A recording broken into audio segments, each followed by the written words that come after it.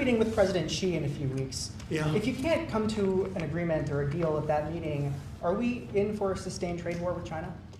Well, you're in one now. Look, we have 100% tariff. If we didn't have tariffs, we would be exposed as being a nothing. We would have no defense.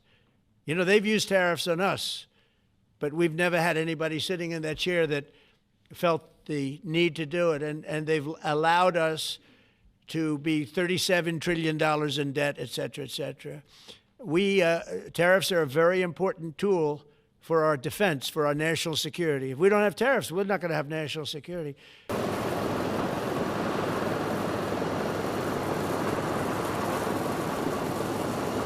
Last Wednesday evening, China announced a sweeping expansion of its export controls on rare earth elements and rare earth processing equipment, as well as technologies related to batteries, vehicles, industrial diamonds, and super hard materials. To be clear, this is not just about the United States. These actions, if implemented, would apply to the entire world. China's announcement is nothing more than a global supply chain power grab. While China has taken a number of retaliatory trade actions against the United States, Europe, Canada, Australia, and others in recent years, this move is not proportional retaliation. It is an exercise in economic coercion on every country in the world. At its core, China's new measures include a rule saying that any product of which more than 0.1% of minerals consist of minerals mined or processed in China, one must seek approval from the Chinese government before trading it. Since many important semiconductors, for example, have these critical minerals, and semiconductors are in nearly everything, this rule gives China control over basically the entire global economy and the technology supply chain. Many are suggesting that China's action is simply posturing for leverage in negotiations with the United States.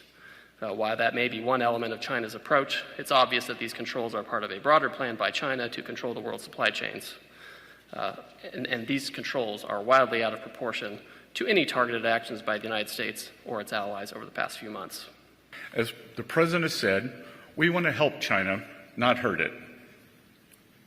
If some in the Chinese government want to slow down the global economy through disappointing actions and through economic coercion, the Chinese economy will be hurt the most.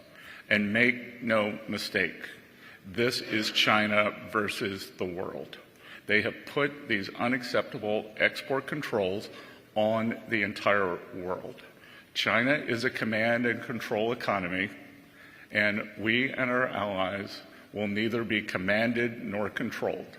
They are a state economy, and we are not going to let a group of bureaucrats in Beijing try to manage the global supply chains. China says that these rare earths are used in military materials and that they want to maintain peace in the world.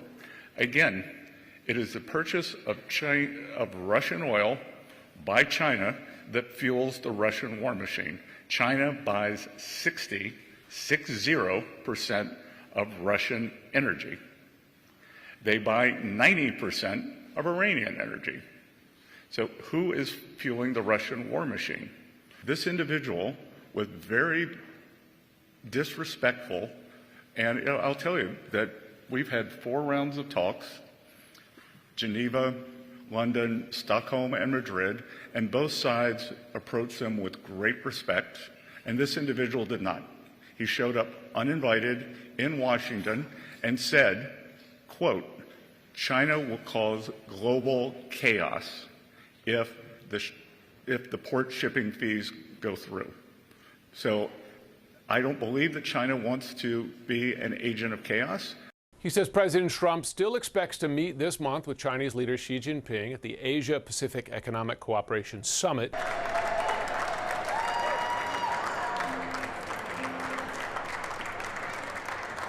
China's highly provocative move comes after we've made significant efforts to de-escalate tensions.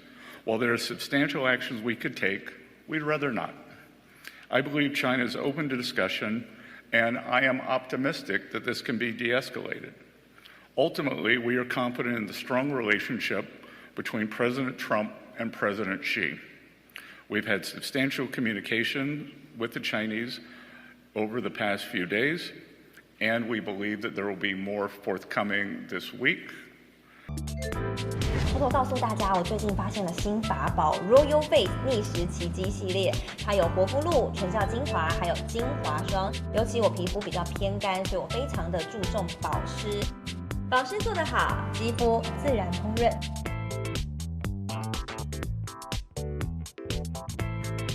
提亮肤色更年轻，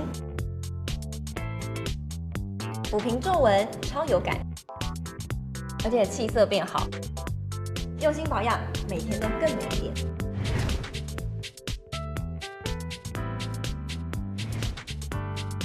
美吧。